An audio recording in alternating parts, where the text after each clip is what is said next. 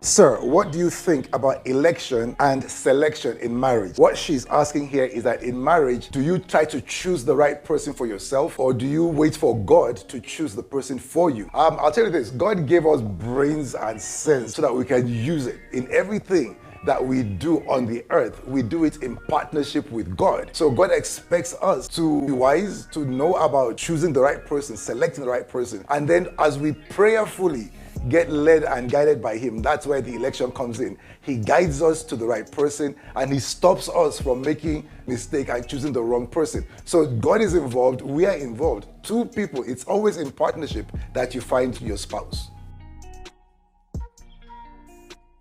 This is to the lovely ladies out there. Don't do for a man anything that's beyond your relationship with him or his commitment to you. I've seen this many times where women will do a lot. You come to his place, give him a lot, do a lot, but all the time he hasn't made a commitment. Then later on, when he becomes very verbal to say, well, I never made a commitment, I've seen the ladies upset. And they're upset because they say, so why did you take it from me? Why did you allow me to come? Why did you allow me to do these things for you? But I'm telling you as a guy, these things are things that guys want. If you bring it to us and you give it to us, we'll take it. You know, we will take it. Because that's what we do if you come. And sometimes it gets very bad. It could even be sex. The guy would take it. But then he never made a commitment. So when he finally makes his stand and says, well, you know, I'm not committed, he feels justified. But you feel offended and cheated because you did all of this stuff for him. But guess what? He always was not committed. You chose to do these things to him and he received them. You're upset that he took them, but you know, he will take them.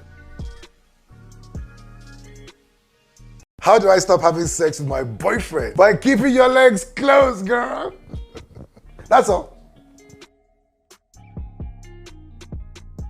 How do I deal with a present but emotionally unavailable dad? This happens a lot where the man is in the house, but he's just not there. He's trying to make money, has a lot of things on his mind, so he's not really involved with what's going on at home with the kids and everything. And that happens a lot. Now, he needs a mentor. He needs somebody that can talk to him. He needs some counseling. Men need to be counseled. Nobody is born knowing everything. So at some point in time, there are areas of their life that they need to learn.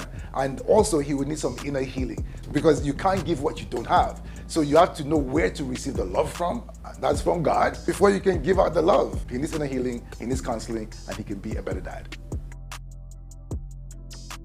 How do you cope with a bossy man? Being bossy in a relationship or in marriage cannot create a loving atmosphere. And that's what you're trying to do. So whether you're a man or a woman, I want us to understand this. In relationships, we've got to be intentional about the kind of atmosphere we're trying to create. And there's some type of character or behavior that if you do these things, you cannot create a loving atmosphere. So if you're being bossy, male or female, that atmosphere cannot be loving. You might be enjoying it, but that's because you're oppressing somebody else, and the other atmosphere is more oppressive than being loving. So we need to be intentional to do what we need to do and relate to our partners in a way where the atmosphere is loving and it is peaceful and joyful.